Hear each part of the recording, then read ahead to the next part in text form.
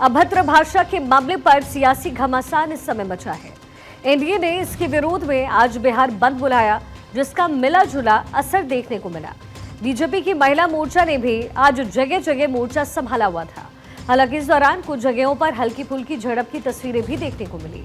सुबह 5 घंटे के इस बंद ने बिहार में सियासी उबाल बढ़ा दिया है।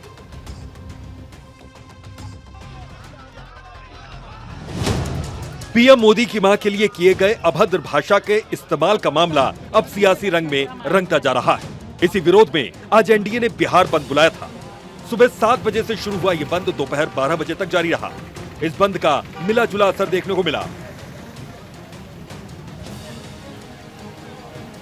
बिहार के दोनों डिप्टी सीएम विजय सिन्हा और सम्राट चौधरी ने कड़े लहजे में कहा कि महिलाओं का अपमान बिहार नहीं सहेगा। इतिहास गवाह है, जब जब नारी शक्ति का अपमान हुआ है, असुर प्रवृत्ति के लोगों ने जब जब ये गंदे काम किए, नारी शक्ति का प्रकटीकरण हुआ।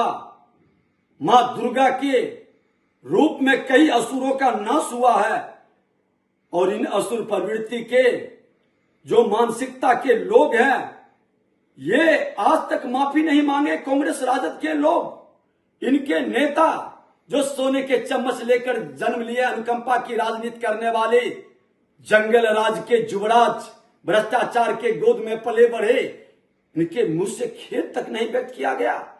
धिक्कार है बिहार की धरती के नारी शक्ति का अपमान करने पर यह कांग्रेस राजद चुप है, क्षमा तक नहीं मांगा है। ये असुरों के मानसिकता को बढ़ाने वाले लोग हैं और इनके विरुद्ध आज नारी शक्ति दुर्गा के स्वरूपा मां बहनें सड़क पर उतर रही है। इन असुरों के कारण बिहार गाली बना, बिहार बदनाम हुआ, बिहार बर्बाद हुआ। इनका नाश जरूरी है। देखिए, बिहार अस्मिता का सवाल है। बिहार में मां जानकी का जन्म है और मां सीता ने जो संस्कार दिया है दूसरे के मां का भी सम्मान करने का।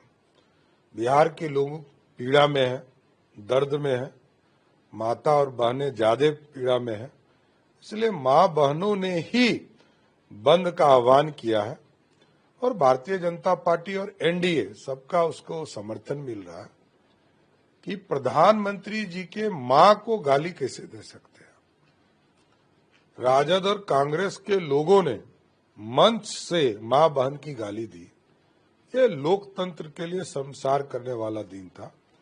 इसलिए बिहार की बहनों एवं माताओं को मैं धन्यवाद देता हूं कि उन्होंने प्रधानमंत्री जी की पीड़ा को समझा। बिहार के अधिकतर इलाकों में आज बीजेपी महिला मोर्चा की महिलाओं ने जोरदार तरीके से नारेबाजी कर विपक्ष का विरोध जताया। महिलाओं की नारे लगाते हुए विरोध की आवाज मजबूती से पूरे इलाके में गूंजती रही। महिलाओं की सक्रिय भागीदारी से विरोध प्रदर्शन और भी ज्यादा प्रभावशाली और मजबूत नजर आया। साफ तौर पर यह संदेश देने की कोशिश की गई कि इस अपमान की गूंज दूर तक सुनाई देगी। हालांकि बिहार बंद का राज्य में कहीं ज्यादा तो कहीं कम असर देखने को मिला, लेकिन सबसे ज्यादा सड़क यात्रा प्रभावित हुई है। बिहार बीजेपी के ज्यादातर बड़े नेता दिल्ली में मौजूद थे, क्योंकि बुधवार को ही कोर कमेटी की मीटिंग थी। पटना में इनकम टैक्स गोलंबर के पास बीजेपी के नेताओं का विरोध प्रदर्शन आज जारी रहा। इस दौरान सांसद रविशंकर प्रसाद, बिहार बीजेपी के अध्यक्ष दिलीप जायसवाल और दीघा विधानसभा के विधायक संजीव चौरसिया भी सड़क पर उतरकर शामिल हुए। उनके साथ दूसरे बीजेपी कार्यकर्ताओं ने भी जोरदार तरीके से नारे लगाते हुए विरोध प्रदर्शन किया और अपनी मौजूदगी दर्ज करवाई। माँ का सम्मान भारतीय संस्कार है, हम सभी करते हैं, आप भी करते हैं। लेकिन एक माँ जो स्वर्गीय हो गई, जिसने गरीबी से बर्तन मांज के, कपड़े साफ के बच्चों को पढ़ाया, एक भारत का प्रधानमंत्री बना, प्रभु राम की भक्त, आप जरा भी आपको शर्म नहीं है? आपको मंच से गाली दी गई है।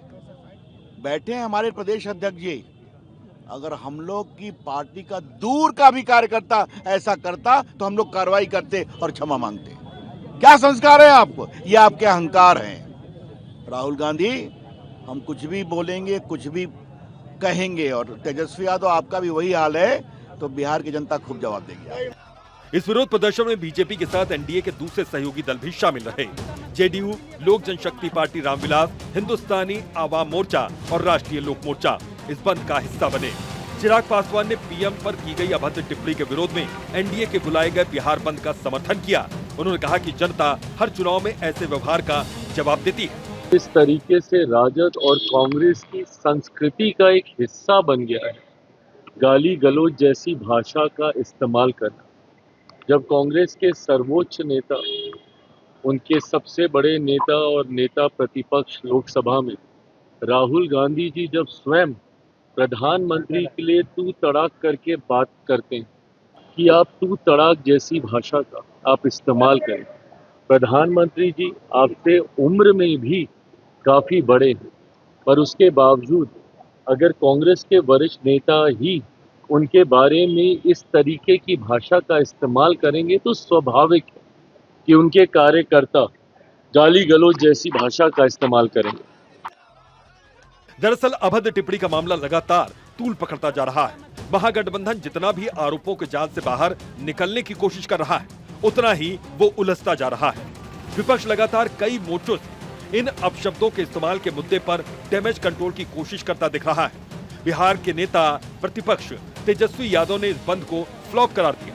बिहार बंद जो भाजपा एनडीए के द्वारा था सुपर फ्लॉप रहा।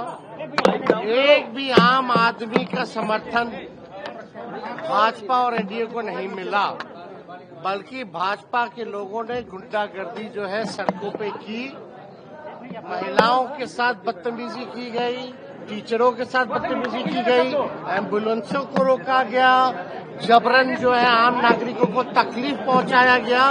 ये सारा दृश्य जो है आज बिहार बंद में सामने आया। बता दें कि बिहार की सियासी फिजा में फिलहाल एसआईआर के मुद्दे पर अभद्र टिप्पणी का ये मसला हावी होता नजर आ रहा है। भले ही कोई कुछ भी कहे, लेकिन इस बार के बिहार इलेक्शन में मौके मौके पर इसकी चर्चा इसी तरीके से होती रहेगी।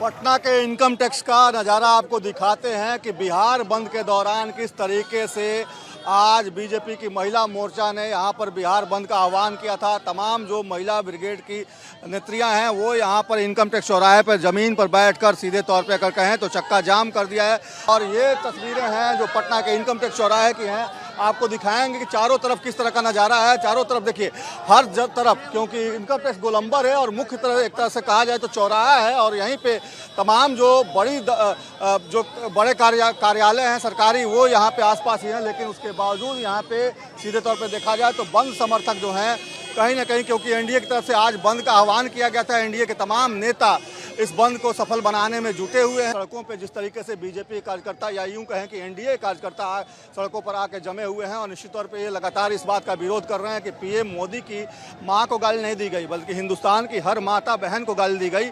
और ये जो विरोध है वो कहीं ना कहीं इसलिए है कि इस बात को आम लोगों तक पहुँचाया जाए, और माँ की गाली जिस तरीके से दी गई है, जिसको लेकर लोगों में गुस्सा है, उबाल है, और वो साफ तौर पर अब सड़कों पर देखने को मिल रहा है।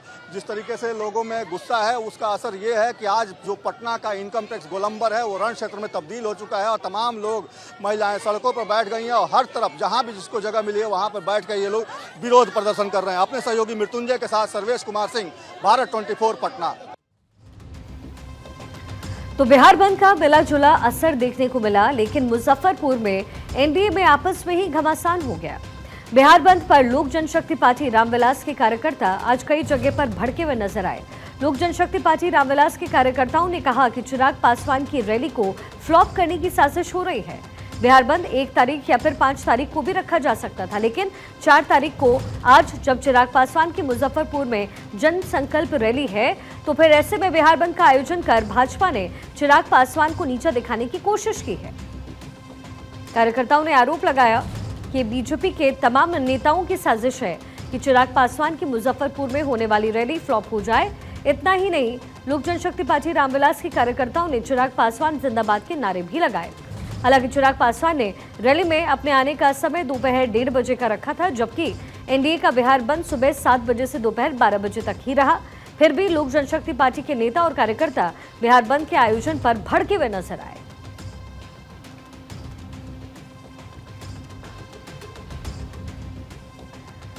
चलिए खबरों में आगे बढ़ते हैं। हाल ही में जीएसटी में बदलाव होने के बाद ये चर्चा तेज हो गई कि क्या बदलाव होने जा रहे हैं, क्या महंगा हो जाएगा, क्या सस्ता होगा।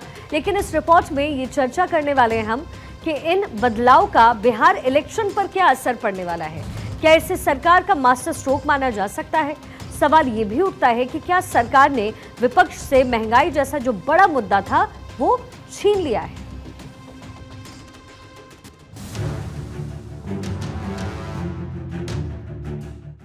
केंद्र सरकार ने हाल ही में जीएसटी में बदलाव किए हैं। जीएसटी को लेकर देश भर में हलचल बढ़ी हुई है। बिहार में भी इसे लेकर सियासी हलचल बढ़ गई। ऐसे में यह समझना जरूरी होगा कि बिहार चुनाव से पहले हुए जीएसटी में बदलाव का बिहार में एनडीए को कितना फायदा पहुंच सकता है। दरअसल इन बदलावों के बाद जीएसटी में अब केवल 2 स्लैब 5% और 18% ही रह गए हैं। इन बदलावों के बाद हेल्थ इंश्योरेंस, बाइक, फ्रीज और घरेलू काम की कई चीजें सस्ती हो गई हैं। बिहार चुनाव से पहले हुए जीएसटी बदलाव से राज्य में नई सियासी बहस शुरू हो गई है। सवाल ये उठ रहा है कि इनका असर सूबे की सियासत और खासकर एनडीए की साख पर कैसा पड़ेगा। विशेषज्ञों का मानना है कि आने वाले चुनावी मौसम में जीएसटी का मुद्दा भी सियासी हथियार बन सकता है। कि मेरे लिए गौरव का क्षण है कि मैं मंत्री समूह का अध्यक्ष रहा और मेरे रिकमेंडेशन पर आदरणीय प्रधानमंत्री जी, आदरणीय वित्त मंत्री जी को धन्यवाद देता हूं। उनके मार्गदर्शन में पूरे जीएसटी काउंसिल ने इसको पास किया।